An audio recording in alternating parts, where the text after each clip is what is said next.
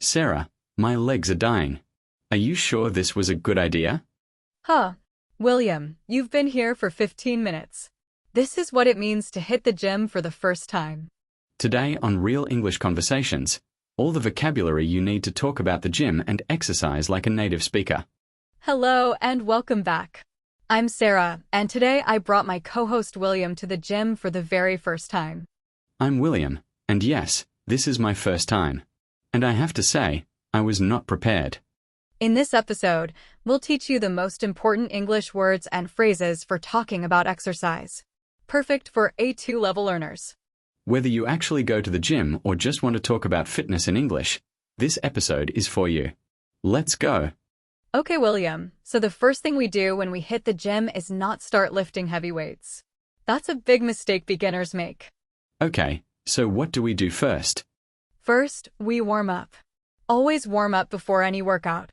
It gets your body ready and prevents injuries. Okay, so we warm up. What does that look like? Do we jog? Stretch? Both. Light jogging, arm circles, some leg stretches. About 5 to 10 minutes. Your heart rate goes up slowly. Okay, I'm doing the warm-up. My arms feel a little stiff, but okay. What's next? Now we go to the weights area. I'm going to show you how to do sets and reps properly. This is basic gym language. Sets and representatives? I've heard those words, but I'm honestly not sure what they mean. Easy. A rep, short for repetition, is one movement. So if you lift a weight once, that's one rep. A set is a group of reps. 3 sets of 12 means you do the exercise 12 times, rest, then repeat 2 more times. Oh, that makes sense. And who decides which exercises I do and how many sets and representatives? Well, you can follow a plan online or work with a personal trainer. A personal trainer is a certified professional who creates a workout program just for you. Maybe I should get a personal trainer. I clearly have no idea what I'm doing here. You're doing great. Now try this exercise. Do 10 reps, you're going to feel the burn. Oh, okay, I definitely feel the burn. My arms are burning. Is this normal? 100% normal. That feeling means your muscles are working. It's a good thing. Great conversation. Let's review the vocabulary from that section. Hit the gym. This is an informal expression that means to go to the gym. You say hit the gym, not go to do the gym or do the gym. Warm up. Always warm up before exercising. It protects your muscles. Notice it's 2 words as a verb, warm up. As a noun, it's 1 word, warm up. Sets and representatives. A rep is 1 repetition of a movement. A set is a group of representatives. For example, 3 sets of 10 representatives. Okay, I've finished all the exercises. That was really hard. I think I'm done. Can we go? Not yet. You can't just stop. You have to cool down first. This is very important. Cool down. Like the opposite of warm up? Exactly. When you warm up, you prepare your body for exercise. When you cool down, you help your body recover after exercise.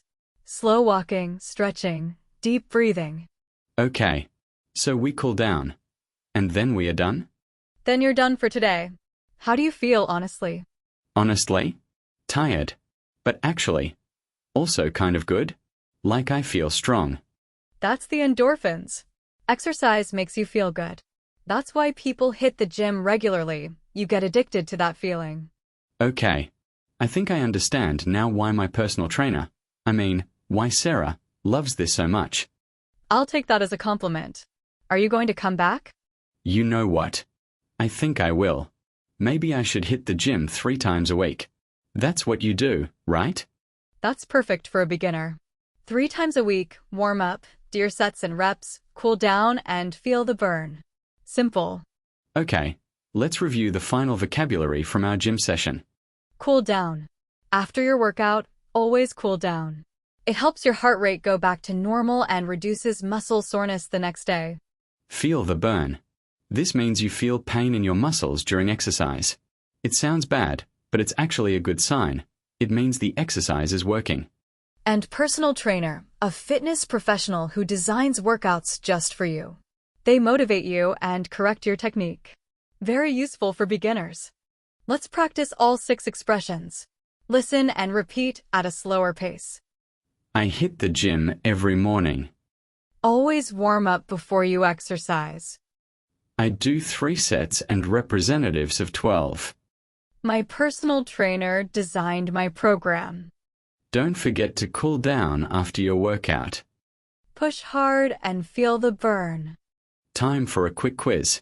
3 questions. Choose the best answer. Question 1. Before you start lifting heavy weights, what should you do? A. Cool down. B. Warm up. C. Feel the burn. The answer is B. Warm up. You always warm up before exercise to get your body ready.